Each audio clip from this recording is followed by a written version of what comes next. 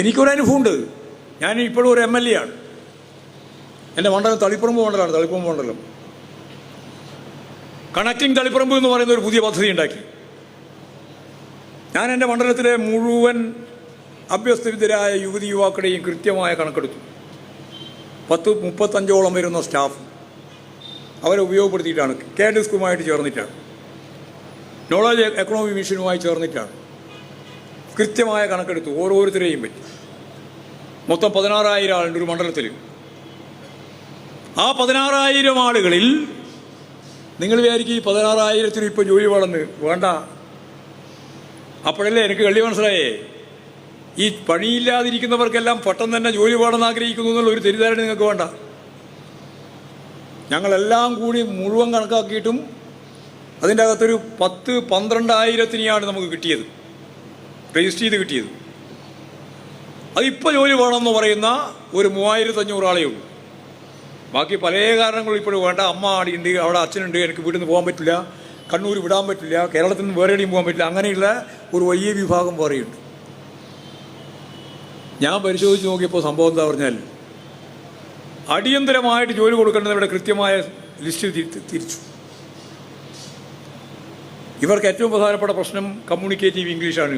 ഈ ഇൻ്റർവ്യൂവിന് അവർ ഇംഗ്ലീഷ് പഠിപ്പിച്ചുകൊണ്ടിരിക്കുകയാണ്. 64 ആളെ ആ മണ്ഡലത്തിൽ നിന്ന് മെൻഡർമാരായിട്ട് കിട്ടി. 64 ആൾ, ഒരു നയാ പൈസ കൊടുക്കാണ്ട്. ഏറ്റവും വലിയ പ്രൊഫസർമാർ, സയൻറ്റിസ്റ്റുകൾ ഉൾപ്പെടെ അവരാണ് ഇവരെ പഠിപ്പിച്ചുകൊണ്ടിരിക്കുന്നത് സൗജന്യമായിട്ട്. നിങ്ങൾക്കറിയോ, ഒരു കൊല്ലം കൊണ്ട് 941 ആൾക്ക് ഇപ്പോൾ ജോലി കൊടുത്തു. 941. ഇക്കൊല്ലം ഇപ്പം വീണ്ടും വെച്ചിട്ടുണ്ട് മെഗാ ജോബ് ഫെയർ. ഒരു സംശയവും വേണ്ട, ഒരു കൊല്ലം കൊണ്ട് ഒരു 5,000 ആൾക്ക് ജോലി കൊടുക്കാൻ പറ്റും. പണ്ട് ഏതെങ്കിലും ഒരു MLA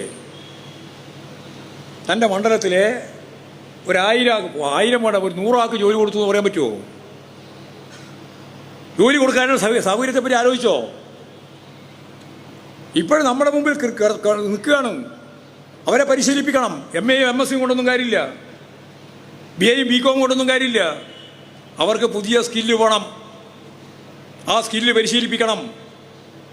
കണ്ണൂർ എഞ്ചിനീയറിംഗ് കോളേജ് അതിൻ്റെ കേന്ദ്രമാക്കി മാറ്റി, അതിൻ്റെ ഹബ്ബാക്കി മാറ്റി, പുതിയ സൗകര്യങ്ങൾ രൂപപ്പെടുത്തി. 24,000 സ്ക്വയർ ഫീറ്റ് വിസ്തൃതിയിൽ അതിനെ പ്ലാൻ ചെയ്തു. ഓരോ പഞ്ചായത്തിലും ഓരോ ജോബ് സ്റ്റേഷൻ, ഓരോ മുനിസിപ്പാലിറ്റിയിലും ഓരോ ജോബ് സ്റ്റേഷൻ. അവിടെ കൃത്യമായിട്ട് ആൾ ജോലിക്ക് വേണ്ടി അന്വേഷിച്ച് വരികയാണ്. രസകരമായ ഒരു സംഭവം ഉണ്ടായി, അതും കൂടി പറഞ്ഞ് ഞാൻ നിർത്തുക. ഒരു ദിവസം അർദ്ധരാത്രി കഴിഞ്ഞ് ഒരു 2 മണിക്ക് അവിടെ ജോലി ചെയ്തുകൊണ്ടിരിക്കുന്ന ഒരു സ്ത്രീയെ വിദേശത്ത് നിന്ന് ആരോ ഒരാൾ വിളിക്കുകയാണ്. വിദേശത്ത് നിന്ന് വിളിക്കുകയാണ്. സമയം 2 മണി 2:30. അവിടെ അവർ ഉണർന്നു കിടക്കുന്നു, നമ്മളിവിടെ ഉറങ്ങുകയാണ്. അന്നേരമാണ് വിളി. ഞാൻ ഈ പറഞ്ഞ സംവിധാനത്തിൻ്റെ ഭാഗമായിട്ട് പ്രവർത്തിക്കുന്ന 35 സ്ത്രീകളിൽ ഒരാളാണ്. എന്നിട്ട് ചോദിച്ചു, നീ എന്താ വിളിക്കുന്നത് ചോദിച്ചു. അപ്പോൾ പറഞ്ഞു, എനിക്കിന്ന് ശമ്പളം കിട്ടി, വിദേശത്താണ്, ഇവിടുന്ന് പോയതാ. അവൻ ആവേശത്തോടെ പറയുകയാണ് 2:30 മണിക്ക് രാവിലെ, രാത്രി കഴിഞ്ഞിട്ട്, അർദ്ധരാത്രി കഴിഞ്ഞിട്ട്, എനിക്ക് ഇന്ന് ശമ്പളം കിട്ടി. അതിന് നീ എന്തിനാ ഇപ്പോൾ വിളിക്കുന്നത്? അല്ല, എനിക്കിവിടെ ഇതാ സമയം. പക്ഷെ അവൻ വേറെ ഒന്നും നോക്കിയില്ല, ശമ്പളം കിട്ടിയ ആവേശത്തിന് വിളിക്കുന്നതാണ് രാവിലെ. അപ്പോൾ ചോദിച്ചു, എന്താ നീ വിളിച്ചേ? അപ്പോൾ പറഞ്ഞു, എനിക്ക് നിങ്ങളുടെ നാള് വേണം. നാള് പറഞ്ഞാൽ മനസ്സിലായ, നക്ഷത്രം, നിങ്ങളുടെ നക്ഷത്രം വേണം എനിക്ക്. എന്തിനാ ചോദിച്ചു? ഒരു നേർച്ചയുണ്ട്, നേർച്ച. അപ്പോൾ ആ നക്ഷത്രം കൂടി പറഞ്ഞിട്ട് ഒരു നേർച്ച നടത്താൻ, എനിക്ക് ജോലി കിട്ടിയതിൻ്റെ ഭാഗമായി നിങ്ങളുടെ സഹായത്തിന് എൻ്റെ സംഭാവന. അതാ നിങ്ങൾ ആലോചിച്ച് നോക്കുക, എത്രത്തോളം വൈകാരികമാണ് പ്രശ്നം. അവരെ കൃത്യമായിട്ട് പരിശീലിപ്പിച്ച ആ സ്ത്രീയോടുള്ള മാനസിക ഐക്യത്തോടെ പറയാണ്, എനിക്ക് നിങ്ങളുടെ നാള് വേണം, നക്ഷത്രം വേണം, എനിക്കൊരു നേർച്ചയുണ്ട്, ആ നേർച്ചയിൽ നക്ഷത്രം പറഞ്ഞിട്ടാണ് എനിക്ക് ആ നേർച്ച കൊടുക്കാനാകുക എന്ന് പറയുന്ന തലത്തിലേക്ക് നിങ്ങൾ ആലോചിച്ച് നോക്കിയിട്ട് എത്ര ഹൃദയപൂർവമായ ബന്ധമാണ്.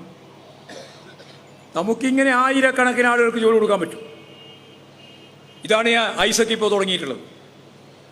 ഞങ്ങൾ കുറേ മുമ്പേ തുടങ്ങിയെന്ന് മാത്രമേ ഉള്ളൂ. പത്തനംതിട്ടയിൽ ഇപ്പോൾ തുടങ്ങി. അവിടെ കുറേ ആൾക്ക് ജോലി കൊടുത്തു. അത് ജില്ലാടിസ്ഥാനത്തിലാണ്. ഇപ്പോൾ ആലപ്പുഴയിൽ തുടങ്ങി, ഇനിയിപ്പോൾ എല്ലാ മണ്ഡലത്തിലും തുടങ്ങാൻ തീരുമാനിച്ചിട്ടുണ്ട്. ഇതൊരു മോഡലായിട്ട് ഞങ്ങൾ എടുത്തിട്ടുണ്ട്. അപ്പോൾ ഒരു സംശയവും വേണ്ട, ലക്ഷക്കണക്കിന് ആളുകൾക്ക് തൊഴിൽ കൊടുക്കാൻ കഴിയുന്ന ഒരു പുതിയ സാഹചര്യം കേരളം സൃഷ്ടിക്കാൻ പോവുകയാണ്.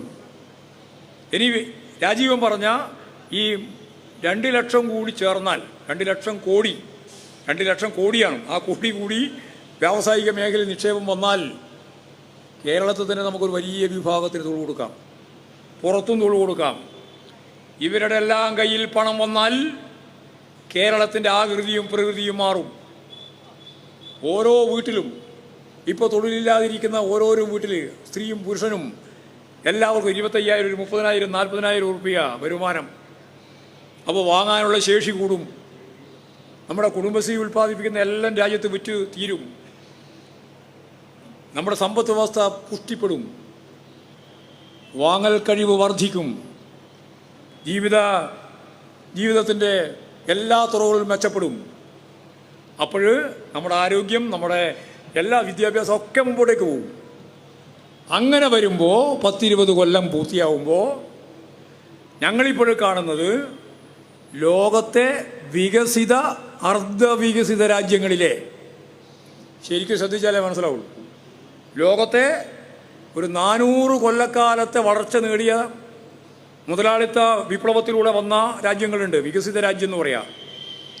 അങ്ങനെയുള്ള വികസിത രാജ്യങ്ങളിലെ, അർദ്ധവികസിത രാജ്യങ്ങളിലെ ജനങ്ങളുടെ ജീവിത നിലവാരത്തിലേക്ക് 70-75 വർഷം മാത്രമേ ആയിട്ടുള്ളൂ നമുക്ക് സ്വാതന്ത്ര്യം കിട്ടിയിട്ട്, അല്ലെങ്കിൽ 80. 57 നമ്മൾ തുടങ്ങുന്നത്. 57 സഖാ VMSന്റെ ഗവൺമെൻറ്. ആ 57 മുതൽ ഇനി ഒരു 20 കൊല്ലം കൂടി ചേർന്നാൽ ഒരു 10-80 കൊല്ലം. ഈ 80 കൊല്ലക്കാലം കൊണ്ട് ലോകത്തെ വികസിതവും അർദ്ധവികസിതവുമായ 400 കൊല്ലക്കാലത്തെ വളർച്ച നേടിയ ജനങ്ങളുടെ ജീവിത നിലവാരത്തിലേക്ക് കേരളത്തിലെ ജനങ്ങളുടെ ജീവിത നിലവാരം ഉയർത്തുക എന്നതാണ് നവകേരളം എന്നുള്ളത് കൊണ്ട് അർത്ഥമാക്കുന്നത്. അതാ കാര്യം. അതിനു വേണ്ടിയിട്ടാണ് കേരളത്തിലെ ഗവൺമെൻറ് മുന്നോട്ടേക്ക് പോകാൻ ഉദ്ദേശിക്കുന്നത്. അതാണ് CPIM കൈകാര്യം ചെയ്യുന്ന ഏറ്റവും പ്രധാനപ്പെട്ട രാഷ്ട്രീയം. അതുകൊണ്ട് സമ്പന്നർ കൂടുതൽ സമ്പന്നരാകുക, ദരിദ്രർ കൂടുതൽ ദരിദ്രരാകുക. കേന്ദ്രം ഇവിടെ ഏറ്റവും പിന്നണിയിൽ നിൽക്കുന്ന മനുഷ്യരെ ലോകോത്തരമായ രീതി ഉയർത്തിക്കൊണ്ടുവരിക ഇടതുപക്ഷ ജനാധിപത്യ മുന്നണി ഗവൺമെൻറ് CPIM ഈ തലത്തിലേക്ക് കേരളത്തെ ഉയർത്തണം. സർവതല സ്പർശിയായ മേഖലയിൽ കേരളത്തെ പുതുക്കി പണിയണം. ലോകത്തിന് മാതൃകയാവുന്ന ഒരു സംസ്ഥാനമായിട്ട് കേരളം രൂപപ്പെടണം. എല്ലാ മൗലിക പ്രശ്നങ്ങൾക്കും പരിഹാരം കാണാൻ കഴിയുന്ന ഒരു സംസ്ഥാനമായിട്ട് നമുക്ക് മുന്നേറണം. അത്തരത്തിൽ ഒരു പുതിയ കേരളത്തെ സൃഷ്ടിക്കുക എന്നുള്ളതാണ് 24ാം പാർട്ടി കോൺഗ്രസിൻ്റെ മുന്നോടിയായ